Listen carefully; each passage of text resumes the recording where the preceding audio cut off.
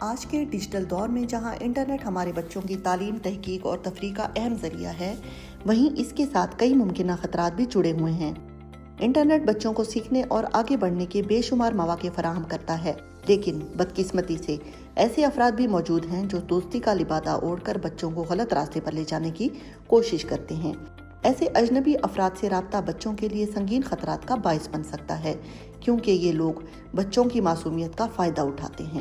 یہ عناصر عموماً گفتگو کا آغاز محبت، تعریف یا تحفوں کے لالچ سے کرتے ہیں، پھر آہستہ آہستہ ذاتی معلومات، تصاویر یا ویڈیوز مانگتے ہیں اور آخرکار بچوں کو بلیک میل، دھمکی یا ذہنی دباؤ میں مبتلا کر دیتے ہیں۔ بچوں کے اسکرین کے استعمال اور آن لائن رویے پر نظر رکھنا اور ضرورت پڑنے پر مداخلت کرنا انتہائی اہم ہے۔